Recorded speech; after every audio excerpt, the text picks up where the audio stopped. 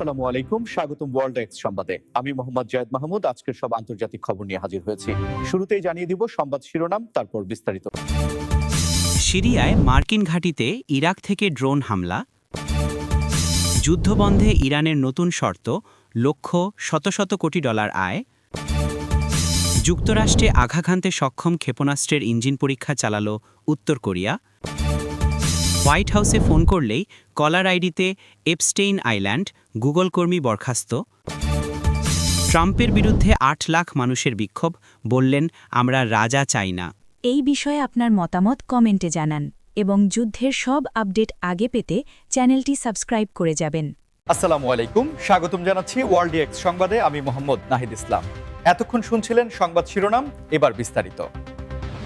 সিরিয়ায় অবস্থিত মার্কিন সামরিক ঘাঁটিতে নতুন করে ড্রোন হামলার খবর পাওয়া গেছে, যা পুরো অঞ্চলের নিরাপত্তা পরিস্থিতিকে আবারও আলোচনায় নিয়ে এসেছে। প্রাথমিক তথ্যানুযায়ী এই হামলাটি চালানো হয়েছে প্রতিবেশী দেশ ইরাকের ভূখণ্ড থেকে এবং এটি এমন এক সময়ে ঘটল যখন ওই অঞ্চলে বিভিন্ন পক্ষের মধ্যে উত্তেজনা চরমে রয়েছে।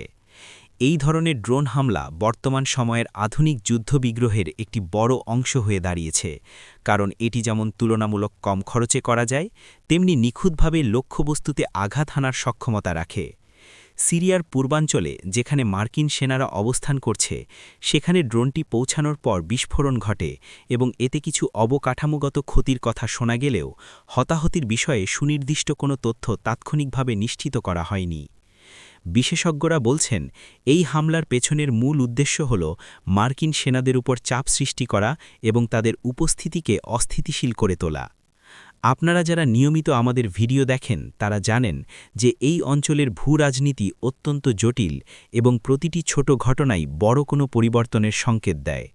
তাই এই বিষয়ে আপনার মূল্যবান মতামত কমেন্ট করে আমাদের জানান।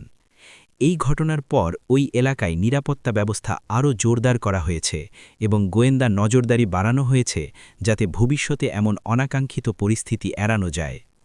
হামলাটির উৎস হিসাবে ইরাকের সীমান্ত এলাকাকে চিহ্নিত করা হলেও এখন পর্যন্ত কোনো নির্দিষ্ট গোষ্ঠী এর দায় স্বীকার করেনি। তবে বিশ্লেষকরা মনে করছেন, স্থানীয় কিছু সশস্ত্র গোষ্ঠী এই কাজের পেছনে থাকতে পারে, যারা নিয়মিতভাবে মার্কিন উপস্থিতির বিরোধিতা করে আসছে। এই ড্রোন প্রযুক্তি ব্যবহারের ফলে এখন দূরবর্তী স্থান থেকেও হামলা চালানো সম্ভব হচ্ছে, যা আন্তর্জাতিক নিরাপত্তার জন্য একটি নতুন চ্যালেঞ্জ হয়ে দাঁড়িয়েছে। বর্তমান বিশ্বে ড্রোন এখন শুধু নজরদারির মাধ্যম নয়, বরং এটি একটি শক্তিশালী মারণাস্ত্র হিসাবেও আত্মপ্রকাশ করেছে। সিরিয়া ও ইরাকের এই অস্থিতিশীল পরিস্থিতি বিশ্বের জ্বালানি বাজার থেকে শুরু করে আন্তর্জাতিক কূটনীতি পর্যন্ত প্রভাব ফেলতে পারে। মার্কিন কর্তৃপক্ষ বিষয়টি গুরুত্বের সাথে দেখছে এবং তারা এই হামলার উৎস নিশ্চিত হওয়ার জন্য কাজ করে যাচ্ছে। মধ্যপ্রাচ্যের চলমান সংকট নিরসনে এবং যুদ্ধ বন্ধের লক্ষ্যে ইরান এবার একেবারে নতুন কিছু শর্ত সামনে এনেছে, যা আন্তর্জাতিক অঙ্গনে বেশ শোরগোল খেলে দিয়েছে।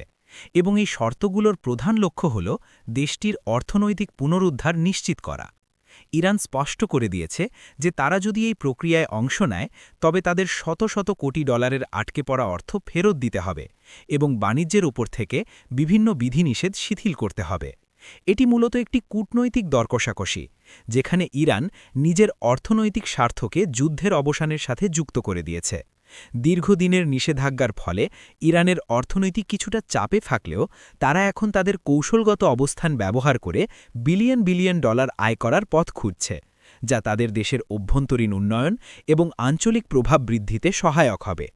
এই প্রস্তাবটি নিয়ে আন্তর্জাতিক বিশ্লেষকরা বলছেন যে এটি একটি দ্বিমুখী কৌশল, যেখানে একদিকে শান্তির কথা বলা হচ্ছে এবং অন্যদিকে দেশের ভঙ্গুর অর্থনীতিকে চাঙ্গা করার সুযোগ নেওয়া হচ্ছে।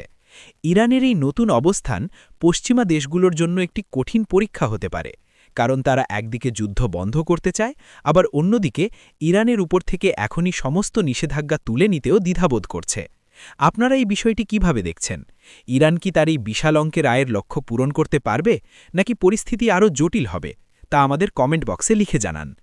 যুদ্ধের এই ডামাডোলে মধ্যে অর্থনৈতিক হিসাব নিকাশ সবসময়ই একটি গুরুত্বপূর্ণ ভূমিকা পালন করে এবং ইরান ঠিক সেই সুযোগটি কাজে লাগাতে চাইছে। শত শত কোটি ডলার আয়ের এই লক্ষ্য বাস্তবায়িত হলে তা ইরানের তেল উৎপাদন এবং রপ্তানি খাতে বড় ধরনের গতি নিয়ে আসবে, যা বিশ্ববাজারে তেলের দামেও প্রভাব ফেলতে পারে। ইরানের এই শর্তগুলোর মধ্যে তেল বিক্রির বাধা দূর করা এবং আন্তর্জাতিক ব্যাংকিং ব্যবস্থার সাথে পুনরায় যুক্ত হওয়ার বিষয়গুলো গুরুত্ব পাচ্ছে। প্রতিরক্ষা ব্যবস্থার আধুনিকায়ন এবং নিজেদের সামরিক সক্ষমতা প্রদর্শনের অংশ হিসেবে উত্তর কোরিয়া আবারও একটি বড় ধরনের ক্ষেপণাস্ত্রের ইঞ্জিন পরীক্ষা চালিয়েছে, যা সরাসরি যুক্তরাষ্ট্রে আঘাত হানতে সক্ষম বলে দাবি করা হচ্ছে। এই পরীক্ষাটি পিয়ংইয়ংয়ের অস্ত্র উন্নয়ন কর্মসূচির একটি বড় মাইলফলক হিসেবে দেখা হচ্ছে এবং এটি মূলত সলিড ফুয়েল বা কঠিন জ্বালানি চালিত ইঞ্জিনের একটি আধুনিক সংস্করণ, যা অত্যন্ত দ্রুত মোতায়েন এবং উৎক্ষেপণ করা যায়। এই ধরনের ইঞ্জিন প্রযুক্তির কারণে ক্ষেপণাস্ত্রগুলো শনাক্ত করা এবং মাঝপথে ধ্বংস করা অনেক বেশি কঠিন হয়ে পড়ে, যা প্রতিবেশী দেশগুলোর পাশাপাশি বৈশ্বিক নিরাপত্তার জন্য উদ্বেগের কারণ হয়ে দাঁড়িয়েছে। উত্তর কোরিয়ার রাষ্ট্রপ্রধান এই পরীক্ষার সময় সশরীরে উপস্থিত ছিলেন এবং তিনি একে দেশের সার্বভৌমত্ব রক্ষার একটি শক্তিশালী হাতিয়ার হিসেবে বর্ণনা করেছেন। সামরিক বিশ্লেষকরা বলছেন যে উত্তর কোরিয়া ক্রমাগত তাদের প্রযুক্তিতে উন্নতি ঘটাচ্ছে এবং তাদের লক্ষ্য হল এমন একটি আন্তঃমহাদেশীয় ব্যালিস্টিক ক্ষেপণাস্ত্র তৈরি করা, যা প্রশান্ত মহাসাগর পাড়ি দিয়ে নিখুঁতভাবে মার্কিন মূল ভূখণ্ডে পৌঁছাতে পারে। এটি কোনো সাধারণ পরীক্ষা নয়, বরং এটি বৈশ্বিক শক্তির ভারসাম্যে একটি বড় পরিবর্তনের সংকেত দিচ্ছে, যা আন্তর্জাতিক কূটনীতিতে নতুন করে উত্তেজনা সৃষ্টি করেছে। আপনারা যদি এই ধরনের ডিফেন্স এবং টেকনোলজি নিউজ পছন্দ করেন, তবে আমাদের চ্যানেলটি সাবস্ক্রাইব করে আমাদের সাথে থাকুন। এই ইঞ্জিন পরীক্ষার ফলে উত্তর কোরিয়ার ক্ষেপণাস্ত্রগুলো এখন আগের চেয়ে অনেক বেশি দীর্ঘস্থায়ী এবং শক্তিশালী হবে, যা তাদের সামরিক শক্তিকে এক নতুন উচ্চতায় নিয়ে যাবে। এর আগে উত্তর কোরিয়া অনেকবার ক্ষেপণাস্ত্র পরীক্ষা করলেও এবারের এই বিশেষ ইঞ্জিনের শক্তি এবং পাল্লা অনেক বেশি বলে ধারণা করা হচ্ছে, যা সরাসরি ওয়াশিংটন পর্যন্ত পৌঁছানোর সক্ষমতা রাখে। এই খবরটি প্রকাশিত হওয়ার পর বিশ্বের বিভিন্ন পরাশক্তি দেশগুলো তাদের প্রতিক্রিয়া ব্যক্ত করেছে এবং এই ধরনের উস্কানিমূলক কর্মকাণ্ড থেকে বিরত থাকতে বলেছে। তবে উত্তর কোরিয়া বরাবরই তাদের এই কার্যক্রমকে আত্মরক্ষামূলক বলে দাবি করে আসছে। তথ্যপ্রযুক্তি বিশ্বের শীর্ষ প্রতিষ্ঠান গুগল সম্প্রতি তাদের এক কর্মীকে চাকরি থেকে বরখাস্ত করেছে, যা নিয়ে এখন ব্যাপক আলোচনা চলছে এবং এই ঘটনার মূলে রয়েছে একটি অদ্ভুত ও বিতর্কিত বিষয়। হোয়াইট হাউসে যখন কেউ ফোন করছিলেন, তখন কলার আইডিতে একটি অত্যন্ত বিতর্কিত নাম অর্থাৎ এপস্টেইন আইল্যান্ড ভেসে উঠছিল, যা মার্কিন প্রশাসনের নিরাপত্তা এবং ভাবমূর্তিকে প্রশ্নের মুখে ফেলে দেয়। প্রাথমিক তদন্তের পর গুগল নিশ্চিত করেছে যে তাদের একজন সফটওয়্যার ইঞ্জিনিয়ার সিস্টেমের ভেতরে ঢুকে এই পরিবর্তনটি করেছিলেন, যা কোম্পানির নৈতিকতা এবং পেশাদারিত্বের চরম লঙ্ঘন। এই ধরনের স্পর্শকাতর জায়গায় ভুল তথ্য পরিবেশন করা শুধু একটি নিছক কৌতুক নয়, বরং এটি একটি বড় ধরনের ডিজিটাল সিকিউরিটি ব্রিজ হিসাবে গণ্য করা হচ্ছে। গুগল জানিয়েছে যে তারা তাদের প্ল্যাটফর্মের তথ্যের সত্যতা রক্ষায় অত্যন্ত কঠোর এবং কোনো কর্মীর এমন আচরণ তারা সহ্য করবে না, যা সাধারণ মানুষের মধ্যে বিভ্রান্তি সৃষ্টি করে। এই বিষয়টি সোশ্যাল মিডিয়ায় ভাইরাল হওয়ার পর থেকেই ব্যবহারকারীরা গুগলের নিরাপত্তা ব্যবস্থা নিয়ে নানা প্রশ্ন তুলছেন। আপনারা কি মনে করেন, বড় টেক কোম্পানিগুলোর ভেতরে কি আরও কঠোর নজরদারি প্রয়োজন, যাতে করে কোনো একক ব্যক্তি এমন বড় প্রভাব ফেলতে না পারে? আপনার মতামত আমাদের অবশ্যই জানান।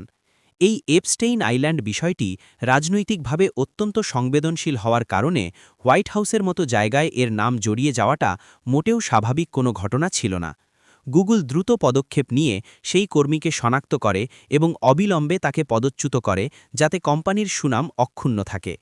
এই ঘটনার পর গুগল তাদের কলার আইডি এবং লোকেশন সেটিংসে অতিরিক্ত নিরাপত্তা স্তর যুক্ত করেছে, যাতে ভবিষ্যতে কোনোভাবেই কেউ এমন কারসাজি করতে না পারে। যারা টেক জগতের ভেতরে খবর রাখতে পছন্দ করেন, তাদের জন্য এটি একটি বড় শিক্ষা যে পেশাদার ক্ষেত্রে ব্যক্তিগত মতাদর্শ বা মশকরা কত বড় বিপর্যয় ডেকে আনতে পারে। এই ভিডিওটি শেয়ার করে অন্যদেরও সতর্ক করুন, যাতে তারাও বুঝতে পারে যে ডিজিটাল দুনিয়ায় আমাদের দেওয়া প্রতিটি তথ্যের গুরুত্ব কতটুকু। যুক্তরাষ্ট্রের বর্তমান রাজনৈতিক প্রেক্ষাপটে এক নজিরবিহীন প্রতিবাদের চিত্র দেখা গেছে, যেখানে দাবি করা হচ্ছে প্রায় ৮০ লাখ মানুষ ডোনাল্ড ট্রাম্পের বিরুদ্ধে রাস্তায় নেমে এসেছেন এবং তাদের প্রধান স্লোগান হল, আমরা কোনো রাজা চাই না। এই বিশাল জনসমাবেশটি মূলত বর্তমান গণতান্ত্রিক ব্যবস্থার সুরক্ষা এবং ক্ষমতার বিকেন্দ্রীকরণের দাবিতে আয়োজিত হয়েছে বলে আয়োজকরা দাবি করছেন। যদিও সংখ্যার বিষয়টি নিয়ে বিভিন্ন মহলে বিতর্ক থাকতে পারে, কিন্তু এই প্রতিবাদের বিশালতা এবং সাধারণ মানুষের স্বতঃস্ফূর্ত অংশগ্রহণ মার্কিন রাজনীতিতে এক নতুন মাত্রা যোগ করেছে। বিক্ষোভকারীরা বলছেন যে তারা এমন কোনো নেতৃত্ব চান না যা গণতন্ত্রের মূল ভিত্তিগুলোকে দুর্বল করে দেয় বা একনায়কতন্ত্রের দিকে ধাবিত হয়। এটি আমেরিকার ইতিহাসে অন্যতম বড় প্রতিবাদ হিসেবে বিবেচিত হচ্ছে, যেখানে সাধারণ জনগণের পাশাপাশি বিভিন্ন নাগরিক অধিকার গ্রুপ এবং ছাত্র সমাজও একাত্মতা প্রকাশ করেছে। এই আন্দোলনের মূল সুর হল জবাবদিহিতা এবং সুশাসন, যেখানে কোনো ব্যক্তি আইনের ঊর্ধ্বে থাকতে পারবেন না। ট্রাম্পের বিভিন্ন নীতি এবং তার সাম্প্রতিক কিছু বক্তব্যের প্রেক্ষাপটে এই জনরোষ তৈরি হয়েছে বলে বিশ্লেষকরা মনে করছেন। আপনাদের কি মনে হয়, এই ধরনের বিশাল জনমত কি আমেরিকার আগামী নির্বাচনে কোনো বড় পরিবর্তন নিয়ে আসবে? আপনাদের মতামত আমাদের কমেন্ট সেকশনে শেয়ার করুন। এই বিক্ষোভের ভিডিও এবং ছবিগুলো ইন্টারনেটে ছড়িয়ে পড়ার পর বিশ্বব্যাপী গণতন্ত্র মনা মানুষের মধ্যে ব্যাপক সাড়া পড়েছে। আন্দোলনকারীরা শান্তিপূর্ণভাবে তাদের দাবিগুলো তুলে ধরছেন এবং স্পষ্ট করে দিয়েছেন যে তারা তাদের গণতান্ত্রিক অধিকার রক্ষায় যে কোনো ত্যাগ স্বীকার করতে প্রস্তুত। আমরা রাজা চাই না, এই কথাটির মাধ্যমে তারা মূলত একটি স্বাধীন এবং শক্তিশালী শাসন ব্যবস্থার প্রয়োজনীয়তা তুলে ধরেছেন, যেখানে ক্ষমতা জনগণের হাতেই ন্যস্ত থাকবে। যারা এই ভিডিওটি দেখছেন তারা যদি মনে করেন যে গণতন্ত্রের জন্য এমন প্রতিবাদ জরুরি, তবে ভিডিওটিতে একটি লাইক দিন। এই বিশাল সমাবেশের ফলে নিরাপত্তা ব্যবস্থা জোরদার করা হয়েছে এবং প্রশাসন পরিস্থিতি শান্ত রাখার চেষ্টা করছে। রাজনৈতিক এই অস্থিরতা আমেরিকার অভ্যন্তরীণ অবস্থার পাশাপাশি বিশ্ব রাজনীতিতেও বড় প্রভাব ফেলতে পারে, কারণ আমেরিকার স্থিতিশীলতা অনেক দেশের জন্যই গুরুত্বপূর্ণ। আমাদের এই ভিডিওটি শেষ পর্যন্ত দেখার জন্য আপনাদের অসংখ্য ধন্যবাদ।